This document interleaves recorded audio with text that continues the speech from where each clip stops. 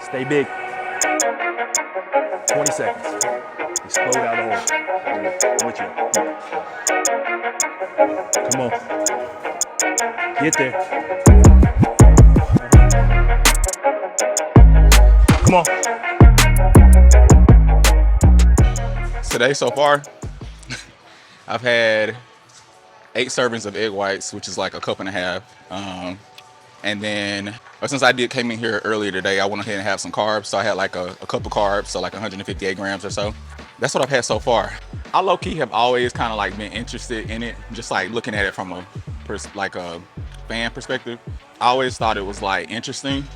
And I honestly, a lot of people that knew me from like when I grew up and stuff, they know that like I was a heavier kid growing up, like all through elementary school, middle school, high school, and especially in college. Like my weight really I ain't gained freshman 15, I gained for like freshman 50.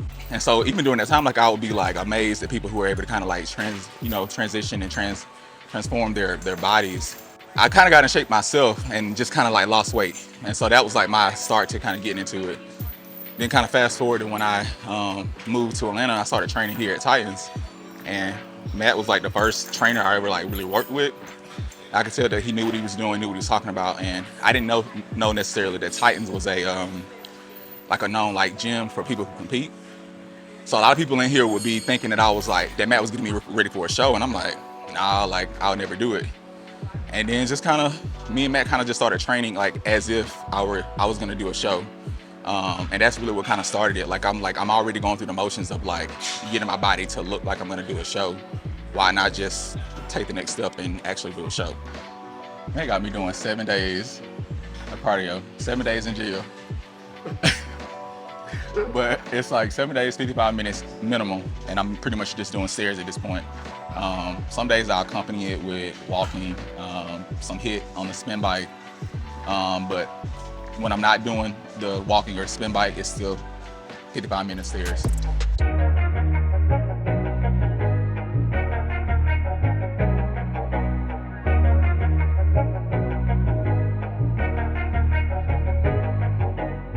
Man, honestly, as a trainer, as a coach, I feel like Matt's one of the best people that I could have gotten for myself to kind of coach me. It's strange enough, like Matt was like the first person I ever kind of went to for kind of coaching and fitness training. Like I was already working out before I started kind of training with him. So I didn't really know that I needed one, but as soon as I came to him, I was like, okay, this guy is knowledgeable about what he's doing. And I feel like I'm learning. Like that's my biggest thing is like, in addition to the working out, like you can get anybody on Instagram to put you through the gauntlet with a workout. But what is that doing? Is that effective? Like, what is that targeting? But like, as I'm doing stuff, Matt kind of explains all of that. So that's what I really like. He motivates me to push past like what I thought I was capable of doing. So I appreciate that. And then I just kind of look at the growth, like not only like in the gym, but just kind of like mentally, like how I'm able to get through things after kind of going through a prep before. After kind of like transitioning my physique and transitioning like my athleticism with him, like I just apply that to regular, ordinary scenarios. So I think Matt's a great coach, real personable. He's become like a brother to me. So I'm glad we're rocking together. I'm assuming that's probably how he is at work as well. He's just coachable. And to me, that's the most important factor because everything else can be learned later as long as you're coachable. And to me, what makes an easier athlete or one that I want to work with would be somebody who kind of does some research on their own as well. So show that you care. I'm gonna give you everything that I know, but some things, in my opinion, you should go out and seek for yourself. So he does that. So as long as you do that, you good by my book. So, that says everything.